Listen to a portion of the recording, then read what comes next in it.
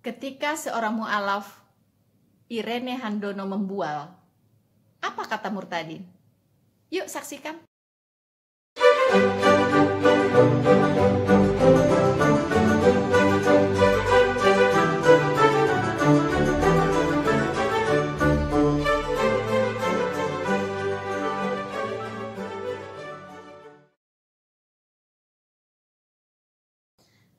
Halo teman-temanku semuanya, bertemu lagi dengan saya Rina Solihin dalam channel Rina Menjawab. Teman-teman, kali ini saya akan mengomentari sebuah video dari Umi Irene Handono. Ya, kita sudah tahu semua bahwa beliau ini adalah seorang mu'alaf dan mu'alaf dari agama Katolik, mantan biarawati.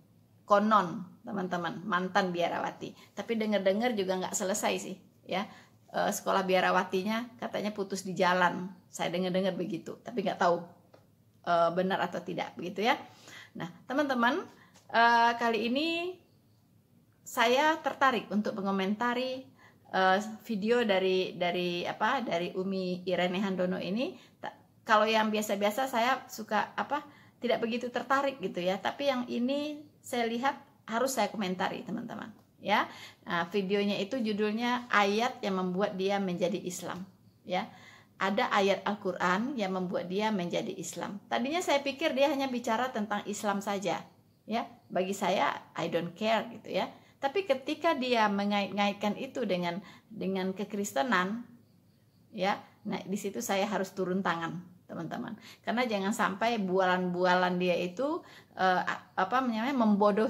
membodohi banyak umat, begitu ya. Nah, teman-teman, dia mengatakan bahwa ketika dia masih agama dia Katolik ya teman-teman ya. Jadi waktu dia masih Katolik ya, itu dia sempat belajar perbandingan agama. Ya, jadi dia belajar perbandingan agama, kemudian dia memperdalam Al-Quran ketika dia menemukan satu ayat, yaitu Al-Ikhlas. Ya, kita tahu bahwa itu surat ayat unggulannya umat Muslim, ya, untuk menyangkali Trinitas, teman-teman. Ya, jadi ini ayat ketauhidan Tuhan mereka gitu, ya, bahwa Tuhan mereka tauhid, teman-teman. Esa ya. Jadi itu katanya luar biasa. Surat Al-Ikhlas itu berbunyi Qul huwallahu ahad, Allahu somad, lam yalid walam yulad, walam yakul lahu kufuwan ahad. Ya. Jadi ini mengatakan bahwa Allahnya itu Esa ya, dia tidak beranak dan tidak diperanakan. Ya, teman-teman ya. Jadi kenapa muncul ayat ini? Ya, berarti ada ada pembandingnya ya, ada pembandingnya bahwa ada Tuhan yang beranak pinak gitu ya. Nah, memang di sebelum Islam ada ya, itu orang-orang kafir Quraisy itu teman-teman itu menyembah dewa-dewa ya, dewa-dewa pagan. Nah, itu dia ada memang dewa-dewa mereka itu beranak pinak di situ ya. Di dalam dari sejarah pra-Islam kita bisa tahu bahwa para penyembah pagan ini yaitu kafir Quraisy itu memang menyembah dewa-dewa ya kan, berbagai macam dewa. Nah, itu ada bapaknya, ada ibunya, ada anak-anaknya begitu ya. Seperti bapaknya dewa bulan, istrinya dewa bintang, anak-anaknya itu Al-Lata, Al-Manah, Al-Uzza ya kan. Nah, jadi dari situlah munculnya tauhid ini begitu ya. Jadi konsep ketuhanan kafir Quraisy itu diubah menjadi tauhid. Maka timbullah ayat ini, Qul huwallahu ahad, Allahu somad, lam yalid walam yulad, walam yakul lahu kufuwan ahad. Ya, jadi bahwa Tuhan itu Esa, ya, Allah itu Esa. Dia tidak beranak dan tidak diperanakkan. Ya. Nah, itu teman-teman. Jadi Umi ini membicarakan tentang tauhid ini bukannya ke sejarah pra-Islam gitu ya, tapi menyinggung ke Kristen gitu, ke Trinitas, seolah-olah Tuhannya orang Kristen lah yang punya yang punya anak gitu ya, yang melahirkan anak-anak mungkin begitu ya teman-teman ya. Jadi nggak nyambung gitu ya, nggak nyambung sama sekali. Nah, jadi si Umi ini itu ikut sekolah perbandingan agama ya, katanya dia mempelajari agama Islam, dia mempelajari agama Buddha, dan dia mempelajari agama Hindu teman-teman. Tapi saya tidak mendengar dia mempelajari juga agama Katolik dan agama Kristen, saya nggak dengar ya di videonya ya. Nah, mengapa dia tidak mempelajari juga sejarah Katolik dan sejarah Kristen begitu, ya kan teman-teman? Nah, jadi dia waktu mendengarkan, waktu dia membaca surat Al-Ikhlas ini, dia terkaget-kaget katanya, ya. Dia terkaget-kaget karena sebelumnya dia tidak pernah membaca itu gitu. Jadi dia belum tahu bahwa Tuhan itu esa, gitu.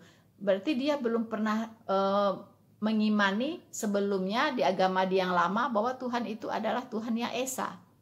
Nah, ini kan luar biasa begitu ya. Jadi iman apa yang dia miliki sebelumnya begitu?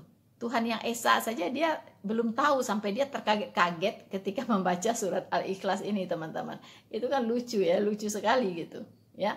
Padahal di Alkitab itu banyak sekali tertulis tentang Allah yang esa ya, bahwa Allah itu esa begitu ya. Dan tambah lagi dia tidak paham dengan konsep Trinitas atau Tritunggal, dia tidak mengerti konsep itu. Jadi mungkin dia memahaminya Tuhan itu 3 begitu ya. Jadi Tuhannya orang Kristen itu 3 begitu. Dulu dia di Katolik mungkin dia mengertinya juga dia menyembah Tuhan yang 3, nggak tahu Tuhan apa yang dia sembah 3 itu ya teman-teman ya. Nah, jadi dia terkaget-kaget sekali ketika dia tahu di Al-Quran itu tertulis bahwa Tuhan itu esa, tidak beranak dan tidak diperanakkan ya. Sebelumnya dia tidak pernah tahu kalau Tuhan itu seperti itu gitu teman-teman ya. Nah, luar biasa ya teman-teman ya. Nah, kemudian dia di dalam pelajaran perbandingan agama juga katanya dia mempelajari bahwa ada nabi berproses menjadi Tuhan. Wah, luar biasa gitu ya. Itu agama apa yang dipelajari teman-teman ya? Ada nabi kemudian berproses, mungkin berevolusi ya. Seperti manusia dari kera berubah-ubah jadi manusia begitu ya. Nah, teori Darwin, ini teori Darwinnya Irene Handono ya. Jadi dari nabi berevolusi, berproses menjadi Tuhan. Lucu sekali ya. Ini memang nenek ini sangat lucu gitu ya. Untuk lebih jelasnya teman-teman ya, mari kita dengarkan apa kata Irene Handono. Teman-teman, mari kita dengarkan apa kata Umi Irene ini selanjutnya. Umi bisa menyatakan demikian ini karena Umi sudah mempelajari tentang sejarah agama yang Umi anut dahulu. Sampai juga Umi mempelajari bagaimana seorang nabi diproses menjadi seorang Tuhan. Teman-teman, apa katanya teman-teman? Ya, dia mempelajari agama, sejarah agama dari agamanya yang dulu. Berarti di sini Katolik ya, teman-teman. Kemudian dalam saat mempelajari itu, dia juga mempelajari bagaimana seorang nabi berproses menjadi Tuhan.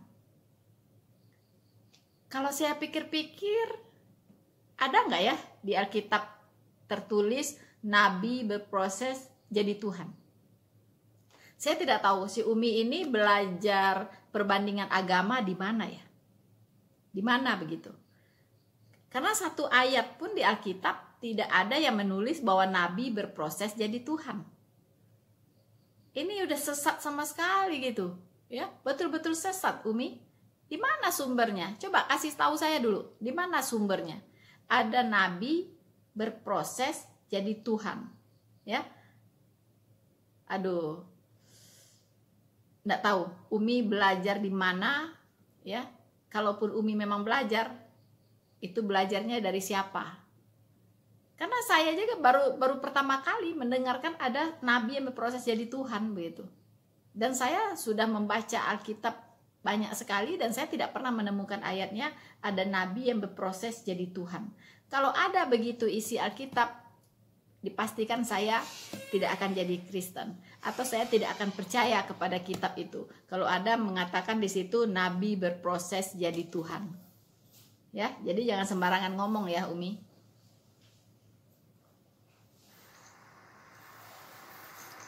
Sampai Umi mempelajari bagaimana awalnya suatu masyarakat yang mereka ini mempunyai Tuhan banyak, yaitu dewa dan dewi, dan kemudian karena kepentingan negara, kepentingan politik, maka kemudian mereka menyadari Tuhan banyak itu tidak kondusif. Maka harus ada penyempurnaan Tuhan, penyempurnaan dewa-dewi. Bagaimana mungkin misalnya ada dewa perang, ada dewa damai,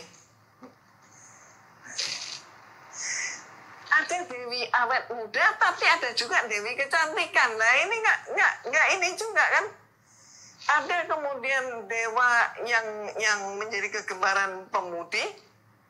Ada juga dewi yang menjadi kegemaran pemuda. Silakan coba tebak siapa dewi yang menjadi kegemaran pemuda? Zina. Siapa yang menjadi kegemaran pemudi? Bisa saja Samson. Samson, ya Samson. Dan Samson dikatakan anak Tuhan. Nah, macam-macam. Ada dewi kesuburan, ada dewi kekeringan, ada dewi dingin, ada dewi dingin, dewi panas, atau dewa dingin, dewa panas. Nah ini mereka seringkali berantem. Tapi di antara semua dewa-dewi itu, mereka mempunyai satu pimpinan, satu ketua. Dan ini yang mereka sebut dewa bapak. Dewa bapak. Nah, teman-teman, dari sekolah perbandingan agama, dia juga mempelajari ya bahwa ada masyarakat yang menyembah banyak dewa. Ya, dan dewa-dewa ini dewa-dewa suka berantem, begitu. Dewa-dewanya saling berantem. Ada dewa panas, ada dewa dingin, berantem ya. Ada dewi kecantikan, ada dewi awet muda, berantem gitu. Nah, jadi nggak kondusif ya. Akhirnya disempurnakanlah ya menjadi satu dewa saja ya. Nah, pimpinannya itu namanya Dewa Bapa, katanya begitu. Saya enggak tahu ini si Umi Irene Andoni ini belajar di mana, Umi ya. Ilmunya tuh kok aneh-aneh begitu ya. Nah, itu yang saya tahu kemana arahnya. Dia sebenarnya berbicara tentang kondisi kepercayaan di Roma ya, di Roma. Memang beliau ini kan Katolik ya, jadi dia banyak pengetahuan tentang seluk-beluk tentang agamanya yang lama gitu. Jadi memang di Roma itu banyak sekali kalau sekarang kita jalan-jalan ke Roma, banyak sekali di situ patung-patung ya. Itu adalah dewa-dewa mereka gitu. Memang banyak dewa di sana yang disembah dulunya gitu ya. Nah, itu dia berbicara tentang kepercayaan Romawi kuno ya, di mana banyak di situ penyembahan dewa pagan. Ya kan? Nah, jadi dewa pagan inilah yang disempurnakan katanya. Ya, sehingga dipimpin oleh satu dewa yang namanya Dewa Bapa. Nah, jangan-jangan ini yang dia mengarah ke Allah Bapa ini, ya kan? Ini maksudnya Allah Bapa ini. Yang dia maksud pimpinan dewa itu Allah Bapa gitu ya. Jangan-jangan otaknya udah ke sana gitu, ya.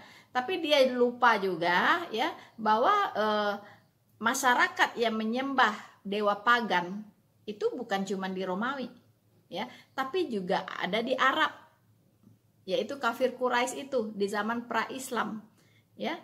Nah, dari sejarah yang kita baca, dari peneliti-peneliti, ilmuwan-ilmuwan yang sempat meneliti sejarah Timur Tengah ya, zaman pra-Islam, itu di Ka'bah, di dalam Ka'bah itu ya, itu ada 360 berhala di dalamnya ya. Itu dewa-dewi itu ya kan.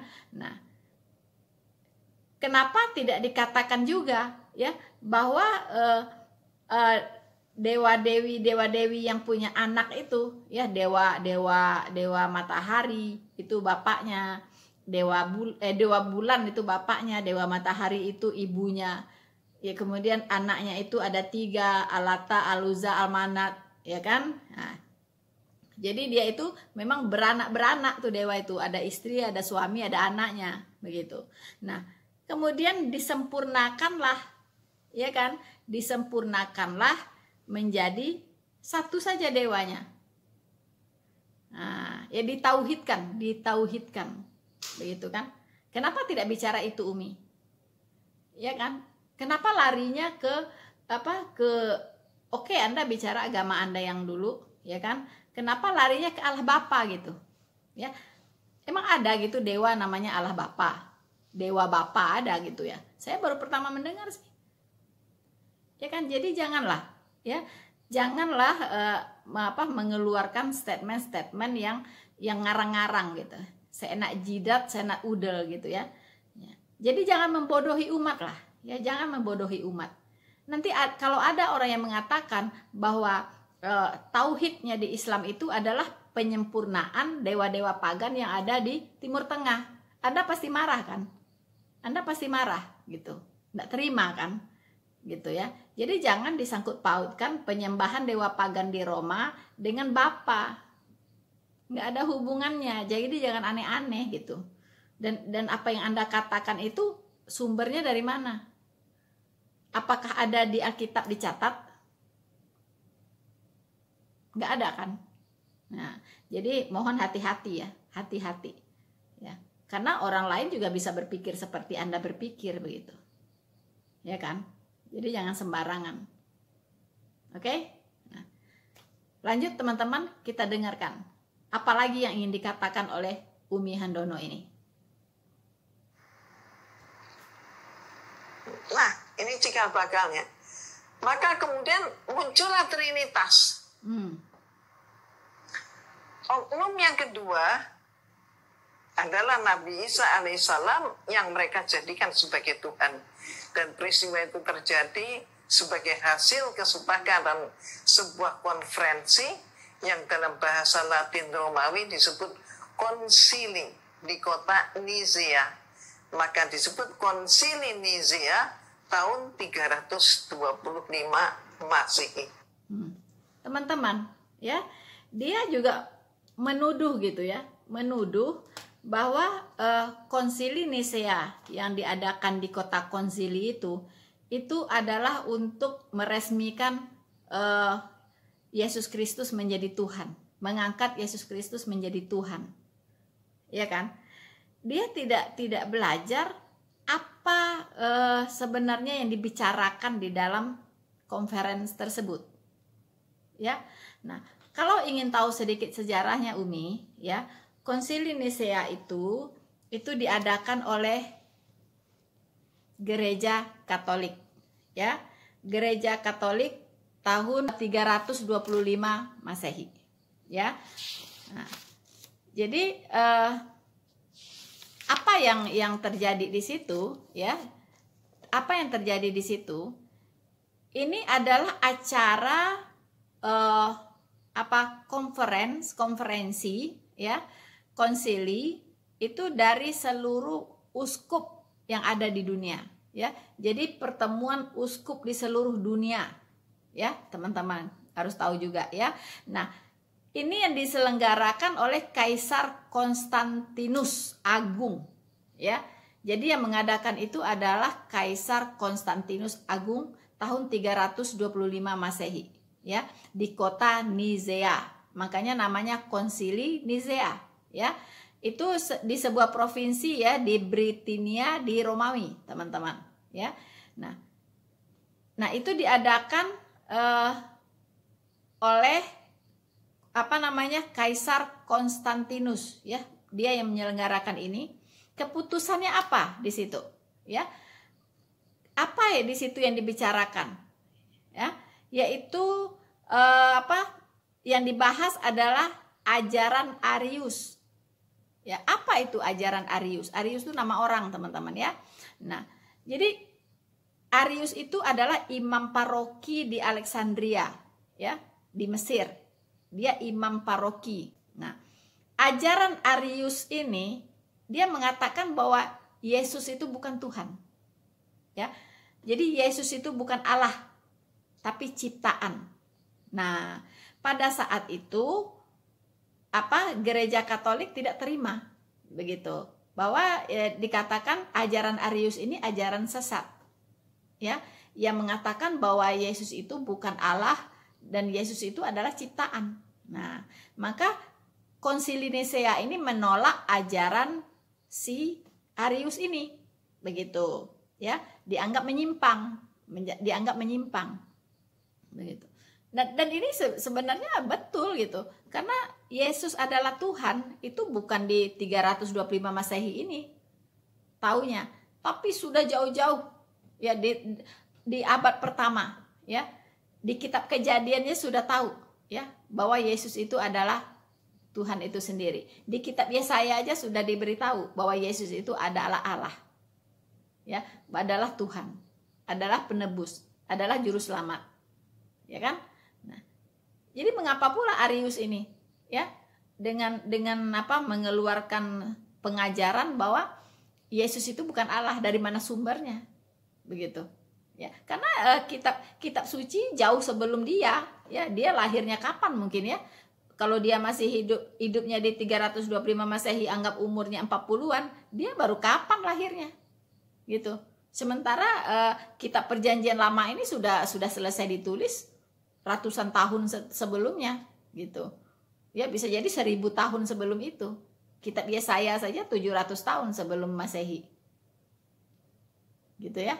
Nah, jadi ini betul-betul Ibu Irene ini, ya, Umi Irene ini nggak tahu gitu apa sih yang dibahas di Konsili Nisea itu.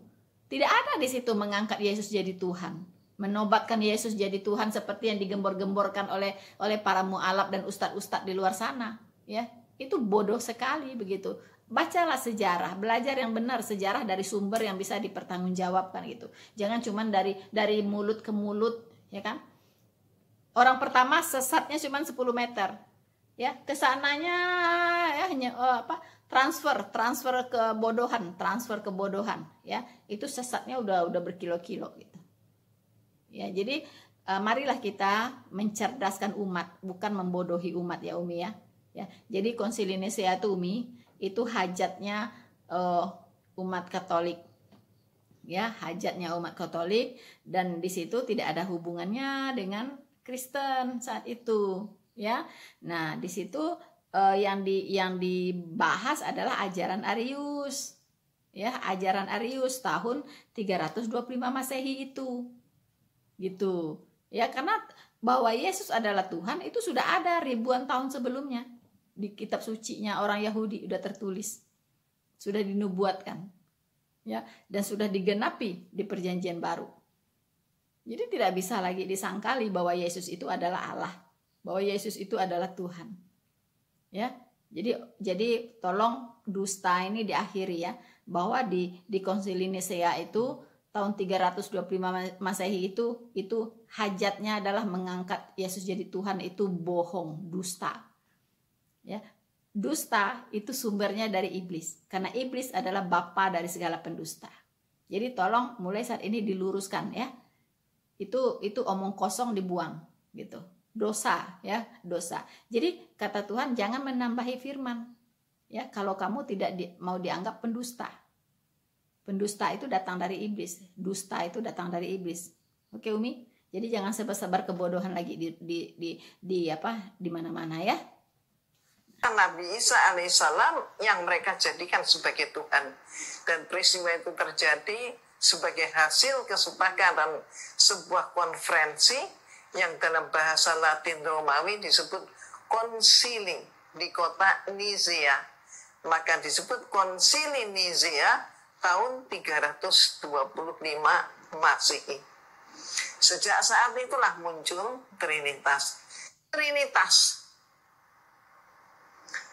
Oknum yang kedua adalah Nabi Isa alaihissalam yang mereka jadikan sebagai Tuhan. Dan peristiwa itu terjadi sebagai hasil kesepakatan sebuah konferensi yang dalam bahasa Latin Romawi disebut konsili di kota Nizia. Maka disebut konsili Nizia tahun 325 Masehi. Sejak teman-teman, tadi Umi Irena juga mengatakan bahwa dari konsili Nisea itulah, ya, kesepakatan konsili Nisea itulah cikal bakal Trinitas. Ya, ngawur sekali begitu, ya. Tapi baiklah, kita coba mendengarkan apa yang disampaikan oleh Irene Handono ini tentang Trinitas itu. Saat itulah muncul Trinitas. Terus begitu saja muncul? Oh, tidak demikian saja. Sejarah menyatakan proses diterimanya konsili Nicea, putusan itu oleh orang-orang Romawi, itu prosesnya cukup panjang dan jangan kaget, berdarah-darah. Berdarah-darah. Nah, ini sejarah yang demikian ini yang mohon maaf banyak yang tidak tahu. Ya, jadi sejarah yang demikian katanya banyak yang tidak tahu, gitu. Sejarah Trinitas itu dari konsili Nicea itulah, gitu. Hey, justru Anda itu yang tidak tahu sejarah, gitu, mengarang-ngarang sendiri, ya. Tahu tidak? Trinitas itu di kitab Kejadian saja sudah ada konsep Trinitas, ya. Di kitab Kejadian, ya. Saya tidak tahu Anda waktu jadi Katolik itu ngapain aja gitu, ya. Nah, mari saya lihatkan, ya. Kebetulan saya punya video khusus yang membahas tentang Trinitas. Tapi baiklah, ya, untuk singkatnya saja kita akan buka, ya, beberapa ayat di Alkitab yang menjelaskan tentang konsep Trinitas. Oke, teman-teman, ya. Sambil kita lihat, yaitu di Kejadian 1 ayat 26. Ya, mulai dari kitab Kejadian. Itu sudah ada gambaran tentang Allah Tritunggal atau disebut juga Trinitas, ya. Tuhan yang Esa, ya. Tuhan yang Esa dalam kesatuan, ya. Jadi dia Esa dalam 3 pribadi. Bapa, Putra, dan Roh Kudus, dan ketiganya adalah satu. Ya, hakikatnya satu, yaitu Allah. Ya, jadi kita buka Kejadian 1 ayat 26. Berfirmanlah Allah, baiklah kita menjadikan manusia menurut gambar dan rupa kita. Ya, di sini pakai kata kita, itu jamak, ya, jamak. Kita itu di situ huruf besar K-nya. Jadi ini merujuk kepada Allah. Ya, berfirmanlah Allah. Nah, maka Allah itu berfirman. Kata Allah apa? Baiklah kita menjadikan manusia menurut gambar dan rupa kita. Ya, jadi di situ sudah menggambarkan konsep Allah Trinitas. Kemudian kita itu siapa? Nah, kita itu siapa? Mari kita lihat Yesaya 9 ayat 5 sampai 6. Ya, karena saya selalu katakan Alkitab itu bisa saling menjelaskan ayat-ayatnya. Jadi Anda tidak bisa comot satu ayat lalu simpulkan, ya. Begitu banyak ayat pendukung yang harus Anda lihat juga. Begitu. Sekarang kita lihat Yesaya 9 ayat 5 sampai 6, ya. Nah, di situ dikatakan bahwa seorang anak telah lahir untuk kita, ya. Lambang pemerintahan ada di bahunya, ya. Namanya disebut orang, perhatikan baik-baik, ya. Allah yang perkasa, ya. Bapa yang kekal, ya kan? Penasehat ajaib, Raja damai. Itu sebutannya. Nah, itu semua mengacu kepada Yesus Kristus. Karena tadi seorang anak telah dilahirkan untuk kita. Nanti bertanya lagi, itu kan bukan untuk Yesus karena telah lahir. Itu maksudnya bukan Yesus. Karena di situ sebut telah lahir. Kata telah itu ingin mengatakan bahwa Yesus Kristus itu sudah ada sebelum dunia ini dijadikan. Bahwa dia itu Allah sendiri, dia adalah yang awal dan yang akhir. Makanya di situ ditulis telah, ya. Jadi seorang anak telah diberikan untuk kita. Ya, seorang anak telah diberikan untuk kita, ya. Jadi sebutannya itu diperhatikan. Ini menggambarkan konsep Allah Trinitas. Dia juga Bapa, dia juga penasihat ajaib. Penasihat ajaib itu adalah Roh Kudus. Ya, Roh Kudus itu adalah penasihat ajaib. Begitu. Kemudian Bapa yang kekal. Ya, Raja damai. Nah, itu semua sebutan itu mengacu kepada Yesus Kristus sebagai Allah. Begitu. Ya. Nah, kemudian kita bisa buka juga Yohanes 5 ayat 7, ya. Ada 3 yang memberi kesaksian di sorga, yaitu Bapa, Putra, dan Roh Kudus, dan ketiganya adalah satu. Nah, nggak cukup juga. Mari kita buka 1 Yohanes 14 ayat 23. Ya. Nah, jawab Yesus, jika seorang mengasihi aku, ia akan menuruti firman-Ku, dan Bapa-Ku akan mengasihi dia. Dan kami akan datang kepadanya dan diam bersama-sama dia. Bersama-sama dengan dia. Nah, mengapa Yesus Kristus mengatakan kami gitu? Berarti dia setara dengan Allah, ya. Kami itu pasti setara punya gitu, setara dengan Allah. Dan kami akan datang kepadanya dan diam bersama-sama dengan dia. Nah, itu mengacu kepada Allah yang diam di hati kita, yaitu Roh Kudus. Jadi Roh Kudus itu adalah Bapa, adalah Yesus juga, ya kan? Adalah Roh Kudus itu sendiri. Jadi tiga-tiganya itu menjadi satu, begitu. Nah, dia tuh ada di hati semua orang yang percaya. Kami akan datang kepadanya dan diam bersama-sama dengan dia. Dengan orang tadi yang mengasihi Yesus Kristus. Nah, inilah gambaran dari konsep Allah Tritunggal di Alkitab. Sangat-sangat lengkap dan banyak lagi ayat-ayat yang lain gitu. Ya. Nah, saya tidak tahu dulu Umi Irene ini pernah baca Alkitab atau tidak. Saya juga tanda tanya begitu. Ya, karena tidak mengerti sama sekali dengan konsep Allah Tritunggal begitu.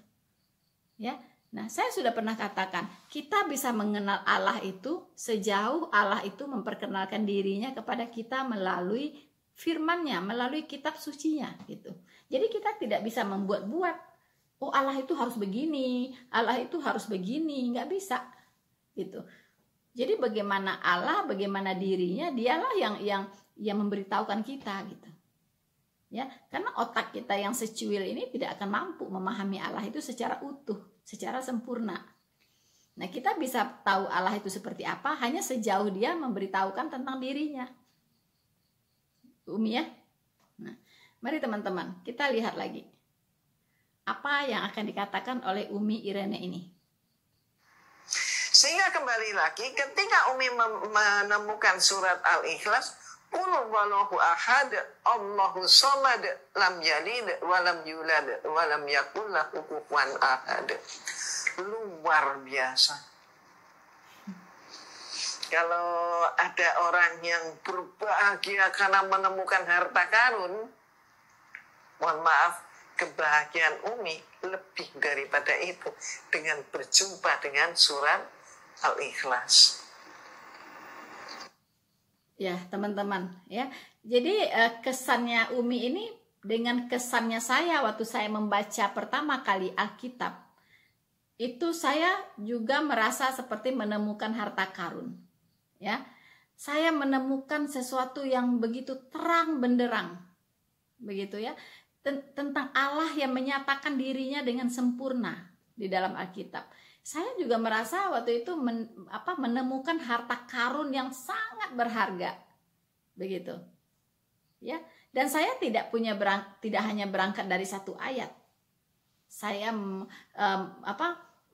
melihat seutuhnya, ya, firman Tuhan yang ada di Alkitab, dan saya bisa mengatakan bahwa itu adalah harta karun, ya, harta karun yang saya temukan dengan cara yang ajaib. Begitu. Yang sebelumnya saya tidak pernah bayangkan. Saya akan bisa mengenal Allah yang begitu luar biasa melalui Alkitab. Ya. Oke Umi, sama-sama menemukan harta karun ya. Tapi harta karun itu mana yang asli, mana yang palsu? Itu pertanyaannya. Maka tepatlah menurut anggapan Umi, dan bisa dibuktikan bahwa Islam itu ternyata kalau kita meneliti dengan benar, seluruh nabi itu pun sudah beragama Islam. Teman-teman, ya. Ini lagi sembarangan ngomong, ya. Kalau dia meneliti secara lengkap katanya, ya, semua nabi itu beragama Islam. Hello. Agama Islam itu baru datangnya kapan? Baru adanya kapan, Umi? Ya. Itu 600-an tahun setelah Masehi baru ada. Dan Alkitabnya para nabi itu bukan Al-Quran.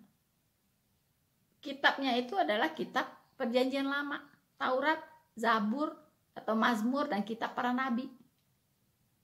Nabi-nabi itu, ya, itu kitabnya orang Yahudi. Jadi apakah orang Yahudi disebut orang Islam?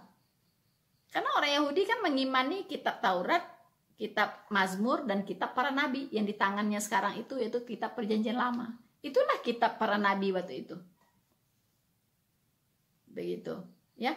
Itulah para nabi itulah yang bersaksi di dalam Taurat, Zabur atau Mazmur dan kitab para nabi itu. Begitu. Jadi lebih Islamlah orang Yahudi daripada orang Islam sendiri yang datangnya 600 tahun kemudian. Jadi orang Yahudi bisa disebut orang Islam kalau begitu. Nggak boleh musuhan kalau begitu. Nggak boleh jadi musuh bebuyutan. Harusnya bersaudara. Iya kan? Begitu Umi. Jadi nggak ada sejarahnya lah ya. Bahwa semua nabi itu sudah beragama Islam. Sekarang saya tanya, kapan orang bisa disebut beragama Islam? Waktu Umi pindah jadi orang Islam, ya kan, dari Katolik menjadi Islam. Apa persyaratannya waktu itu? Baru Umi bisa disebut menjadi orang Islam. Pasti baca 2 kalimat syahadat kan? Nah itulah orang Islam. 2 kalimat syahadatnya apa? Ya, asyhadu alla ilaha illallah wa asyhadu anna Muhammadar Rasulullah. Itu adanya baru 600 tahun kemudian setelah Masehi, 600-an. Begitu. Ya, dan nabi-nabi yang terdahulu pun pengajarannya beda banget gitu. Ya, dan konsep keilahian, ketuhanannya ya Trinitas, Tritunggal. Begitu, ya. Cuman orang Yahudi gagal paham tentang Mesias, begitu. Nanti di akhir zaman, ya, setelah zaman Antikristus, baru dia sadar bahwa Mesias itu betul-betul Yesus Kristus. Maka mereka akan berseru-seru kepada Tuhan Yesus dan bertobat dan menerima Yesus Kristus sebagai Mesiasnya, sebagai Tuhan dan Juru Selamatnya. Nanti itu sudah dinubuatkan, gitu. Nah, jadi ini persoalannya, mana mungkin gitu ya, belum ada Islam itu, belum ada, gitu. Dan rukun Islam pun tidak ada di Alkitab, ya kan? Nah, Umi, jadi janganlah ya, jangan mengada-ngada seperti itu, begitu ya. Ajarkanlah apa yang sebenarnya, begitu. Jadi jangan menambah-nambahi firman Tuhan. Itu akan dianggap pendusta, kata Alkitab, dan hukumannya berat. Gitu, ya. Saya tahu sih dikatakan Islam itu berserah. Kalau artinya berserah berarti Islam. Enggak dong. Islam itu kan ada aturannya, ada rukunnya, ya kan? Nah, ya kan? Enggak sembarangan. Bagaimana jadi orang Islam itu harus baca 2 kalimat syahadat baru dia bisa dibilang Islam. Jadi enggak nyambung gitu, enggak nyambung dengan nabi-nabi yang sebelumnya, enggak nyambung. Karena nabi-nabi yang sebelumnya itu sudah menubuatkan tentang Yesus Kristus. Ya. Makanya Tuhan Yesus mengatakan, ya, semua yang tertulis tentang aku, ya, di kitab Taurat Musa, di kitab Mazmur, dan di kitab para nabi harus digenapi. Ya, jadi tentang nabi-nabi itu sudah menulis tentang Tuhan Yesus. Gitu. Bagaimana mungkin dia Islam? Karena Islam tidak mengakui Tuhan Yesus. Nah, itu logika sehatnya. Oke, Umi? Kita lanjut ya. Mau ngomong apa lagi Umi ini? Seluruh nabi beragama Islam. Jadi kalau kemudian kita beragama Islam, ya berarti kita ini sama agama kita dengan semua nabi-nabi yang lain. Tapi sempurnanya Islam justru ada pada masa Rasulullah Sallallahu Alaihi Wasallam. Nah, ya, jadi semua nabi itu Islam semuanya. Tapi Islam itu sempurna di masa Nabi Muhammad, ya, Rasulullah Shallallahu Alaihi Wasallam katanya. Ya, jadi sebelumnya Islam tapi tidak sempurna, ya. Nah, setelah munculnya nabinya Muhammad itu baru sempurna, begitu. Itu kan dari mana ceritanya? Kok bisa kayak gitu, gitu? Ya, itu dasarnya apa? Kalau klaim sepihak itu oke, gitu. Tapi kalau ditanya dasarnya nggak ada sama sekali, gitu ya, Umi. Apanya? Sekarang saya tanya, apanya yang disempurnakan? Apanya yang disempurnakan? Ya, di zaman para nabi, ya, anggaplah di Injil juga, ya. Kalau dianggapnya Yesus itu nabi, ya kan dia nganggap Yesus itu nabi kan. Nah, itu apa yang tidak sempurna? Kemudian di Al-Quran dijadikan sempurna, apa gitu? Tolong ditunjukkan dulu, dibuat inventarisnya, gitu. Yang di Alkitab yang nggak sempurna tuh A, B, C, D, E, mungkin dari nomor 1 sampai berapa ribu gitu, nggak sempurna. Kemudian di Al-Quran apple to apple jadi sempurna, gitu. Apa itu? Nomor 1 di Alkitab yang nggak sempurna ini, di Al-Quran jadi sempurna seperti ini, gitu ya. Di Alkitab yang nggak sempurna ini, di Al-Quran jadi di Alkitab tidak sempurna seperti ini, di Al-Quran jadi sempurna seperti ini. Itu harus jelas begitu, harus jelas begitu. Jadi kalau cuma main klaim sembarangan gitu ya semua orang juga bisa. Kalau main klaim doang tapi nggak bisa membuktikan, ya kan? Apanya yang disempurnakan? Apakah dari boleh cuman beristri 1, boleh beristri sampai 4, apakah itu yang disempurnakan? Ya, apakah itu contohnya? Begitu Umi, ya. Jadi tolonglah kalau bicara tuh berdasarkan fakta dan tolong kemukakan dasarnya, bukti-buktinya apa, dasarnya apa gitu. Ya, mengatakan bahwa Islam di zaman para nabi itu tidak sempurna. Nggak Islam di situ, nggak ada. Ya, lanjut ya. Teman-teman, kita lihat lagi apa yang mau dikatakan oleh Umi Irene ini. Coba. Demikian agungnya, demikian indahnya Islam. Yang Umi terkagum-kagum selain itu adalah ternyata yang banyak beralih menjadi Islam justru adalah dari kalangan pemikir. Dengan kata lain dari kalangan cerdik cendekia. Walaupun kenyataannya juga ada orang meninggalkan Islam, mengingkari Islam, ada. Tapi kasusnya kasus yang terbalik. Teman-teman, sembarangan orang ini ya, sembarangan gitu, ya. Jadi katanya Islam itu luar biasa ya. Banyak orang menjadi Islam itu dari kalangan cendekiawan lah, ya. Dalam kata lain orang-orang yang intelek lah, orang-orang yang berpikir lah gitu ya.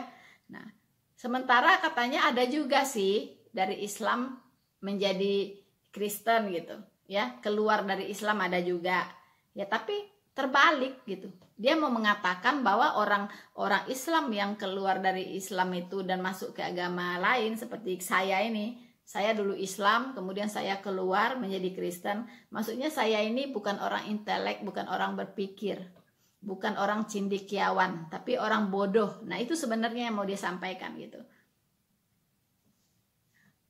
Ini Ibu Irene ini apa ya? Dulu apa? Profesor, doktor, atau apa? Cendekiawan apa? Sebelum Anda jadi Islam, kalau boleh tahu. Atau pernah apa? Pendidikannya sampai di mana gitu?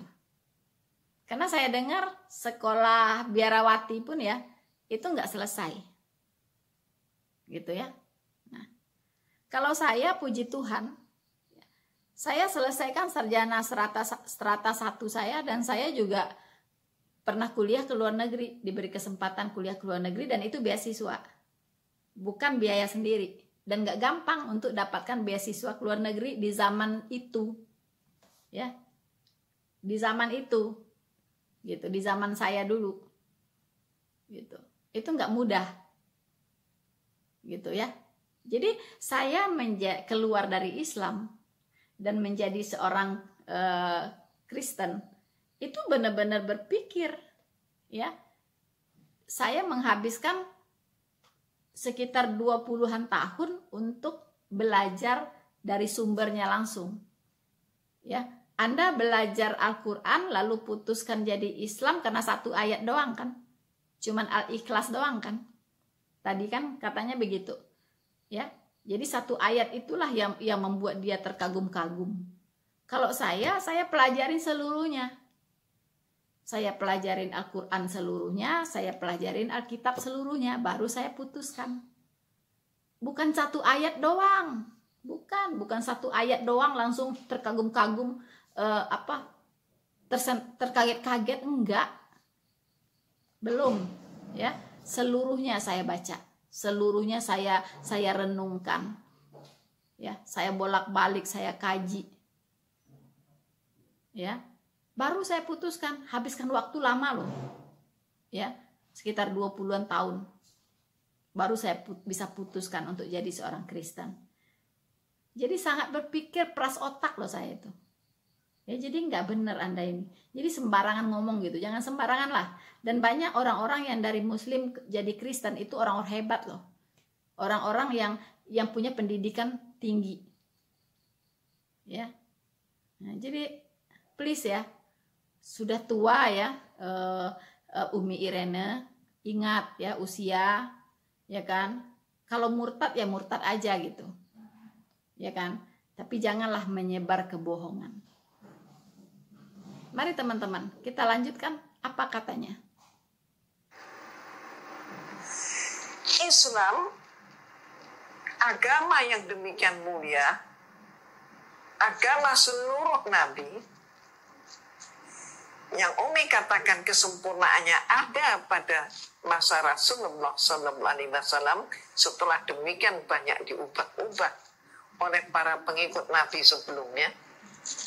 Nah, nuduh lagi coba, ya, nuduh lagi sembarangan gitu, ya, bahwa agama sebelumnya, ya tentunya dia mau mengatakan Alkitab pasti ya, diubah-ubah oleh umat Nabi sebelumnya.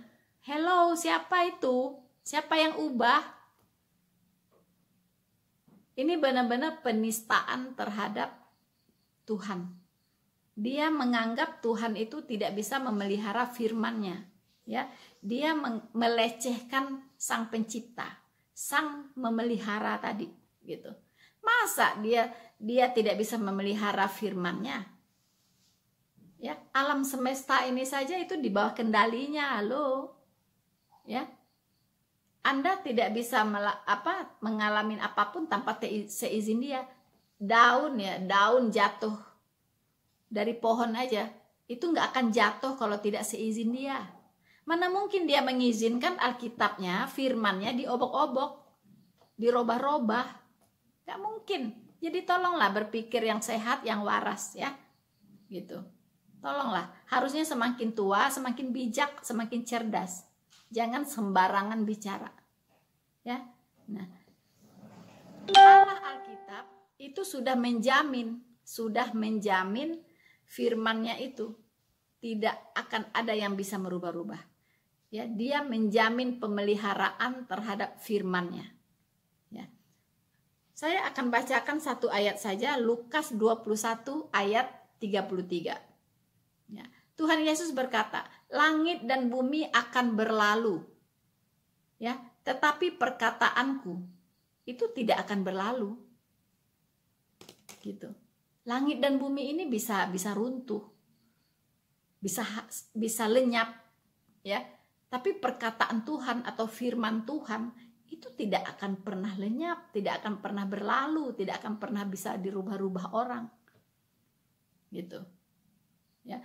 Anda tidak tahu bahwa sumber, ya, teks sebagai sumber penterjemahan Alkitab ke dalam berbagai bahasa yang ada di dunia ini itu masih terpelihara sampai hari ini.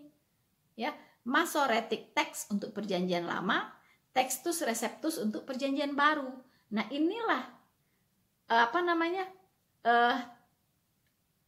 teks yang dipakai sebagai standar untuk penterjemahan Alkitab. Jadi mau dirubah-rubah apa? Apa yang mau dirubah? Ya. Nah, saya bersaksilah sedikit. Kemarin saya diskusi dengan saudara saya. Ya, dia masih berusaha supaya saya bisa kembali lagi mendapat hidayah katanya. Ya. Jadi dia bersyukur dia mau berdiskusi. Saya katakan kalau saya diajak berdebat gak mau, ya, gak ada guna, nanti ujungnya debat kusir. Tapi kalau Anda siap untuk berdiskusi, saya layani sampai kapanpun. Akhirnya kami berdiskusi. Ya, ini jarak jauh sekali. Dia di Sumatera sana, saya di sini. Ya, nah kami sampai jam 1 malam kemarin berdiskusi. Ya, sampai buka Al-Quran, buka Alkitab, dan saya bersyukur dia masih mau buka Alkitab gitu. Lewat aplikasi. Nah, coba buka, saya bilang. Ini. Nah, Al-Qur'annya Anda pegang Al-Qur'an di sana, saya juga pegang nih. Nih, ya. Kalau mau tahu, ya. Ini Al-Qur'an saya. Nih, mulai dari yang besar nih saya punya nih. Ya. Nah, Al-Qur'an yang besar sekali nih. Nah, ya. Nih. Ini gede sekali, ya, Al-Qur'an saya. Ya. Nah, ini ada di tangan saya selalu gitu. Nah, kalau yang kecil pun saya punya nih, yang untuk saya bawa-bawa nih, ya. Nah, udah banyak coretan-coretan sih. Ini Al-Qur'an saya yang ada terjemahannya, ya. Nah, jadi saya bukan jadi Kristen itu sembarangan gitu, sembarangan percaya, tidak. Saya pelajarin. Ini Alkitab udah keberapa? Ya, udah banyak yang hancur juga karena dipakai sering, begitu ya. Nah, jadi please deh, Bu Irene, ya, jangan sembarangan ngomong, begitu. Kalau bicara itu harus berdasarkan fakta, harus mencerdaskan umat, jangan membodohi umat, ya. Jadi tidak ada, Alkitab tidak pernah bisa dirubah-rubah. Kalau Al-Quran saya punya, sebelumnya saya juga punya Al-Quran, tapi nggak tahu di mana, ya, mungkin tinggal di rumah saya yang dulu. Ini udah yang keberapa, yang besar sama yang kecil nih, ya. Nah, itu kemarin aja saudara saya sampai bingung. Saya baca Al-Quran ini yang punya saya bunyinya begini, kok di tempat dia beda lagi bunyinya. Nah, saya bilang itulah tandanya Al-Quran itu dirubah-rubah juga. Minimal terjemahannya dirubah-rubah. Dan banyak tambahan tanda kurungnya. Dulu tanda kurungnya waktu saya belajar di awal nggak banyak tanda kurungnya. Gitu. Seperti di surat An-Nas aja tuh berubah. Ya, dulu waktu saya pertama belajar baca surat An-Nas, Qul a'udzu birabbin nas, malikin nas, ilahin nas, min syarril waswasil khannas, ya, dan seterusnya itu. Nah, itu beda terjemahannya gitu, ya. Kalau dulu diterjemahkannya Tuhan manusia, Rabbin nas, Tuhan manusia. Kalau sekarang diterjemahkan Tuhannya manusia, beda, ada tambahannya gitu, ada tambahannya di situ. Ya, harusnya kalau ada nyanya kan bunyinya harus Robin Minnas, gitu. Tuhan dari manusia gitu. Rabin minnas gitu. Nggak, kalau Rabin nas itu pasti Tuhan manusia sudah, nggak usah ditambah-tambahnya gitu. Ya, tapi saya nggak tahu juga kenapa ayat itu bisa terselip di Al-Qur'an gitu. Satu ayat itu bicara tentang sembahan manusia, Tuhan manusia, raja manusia. Ya, di situ. Harusnya tadi Anda mengatakan Anda pertama kali belajar Al-Qur'an, ayat yang pertama Anda baca itu adalah Al-Ikhlas. Harusnya kalau dari belakang itu Anda harus baca surat An-Nas dulu. An-Nas dulu itu surat yang paling terakhir. Begitu. Ya. Nah, begitu Umi.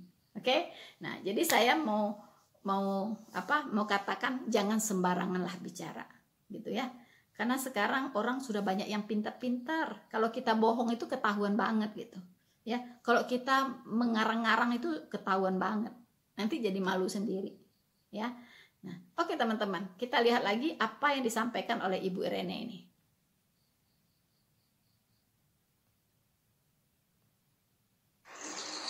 Ini bisa kita lihat. Al-Quran itu tidak lekang oleh zaman. Sementara kitab-kitab yang lain harus mengalami penyempurnaan, perubahan, diedit. Bahkan ada ayat yang kemudian dianggap itu sudah nggak perlu dipakai. Ini kan sembarangan lagi ya. Aduh, ini orang sembarangan lagi ya. Al-Quran untuk segala zaman. Ya kan? Kitab-kitab lain itu perlu penyempurnaan, perlu perubahan, perlu diedit. Aduh, Anda ini ya. Ya, sembarangan bicara gitu, ya. Kalau saya tanya, saya kasihin Anda Alkitab ini, kemudian saya kasihkan ya, saya katakan buka tolong. Mana yang Anda anggap di sini ayat Alkitab yang diedit, yang dirubah, tolong tunjukkan. Ayat mana, pasal berapa, ayat berapa. Siapa yang mengedit? Kapan dieditnya? Terus yang belum dieditnya Anda bisa tunjukkan nggak? Mana? Tunjukkan juga ke saya. Ini yang belum diedit, ini yang sudah diedit. Harus bisa tunjukkan begitu. Gitu, nggak bisa main klaim-klaim kosong begitu. Ya. Aduh, parah ini si Umi ini, ya, parah. Betul-betul pembodohan umat. Dan saya cuma berharap orang Kristen nggak terpengaruh. Ya. Nggak terpengaruh oleh orang-orang seperti ini. Ya, makanya saya selalu bicara, orang Kristen harus punya pengetahuan akan kekristenan itu, yang pengetahuan yang baik dan cukup, supaya nggak terpengaruh dengan orang-orang yang seperti ini, gitu, ya. Jadi Anda bukannya tambah pintar tapi tambah bodoh. Sudah bodoh pindah masuk neraka pula, gitu, ya. Jadi janganlah, gitu, jangan ya, hati-hati. Ya, mari kita belajar iman kekristenan yang benar, dasar-dasar iman kekristenan dengan benar, memahami Alkitab dengan benar. Niscaya Anda akan terbentengi dengan kebodohan seperti ini.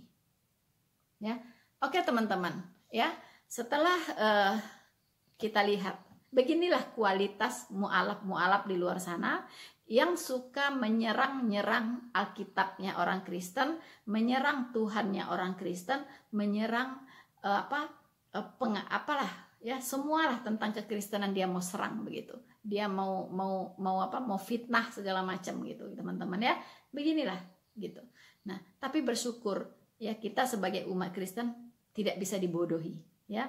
Karena kita tahu apa yang kita percayai. Kita tahu apa yang kita yakini. Kita tahu bagaimana Allah kita. Kita tahu bagaimana pengajarannya ya.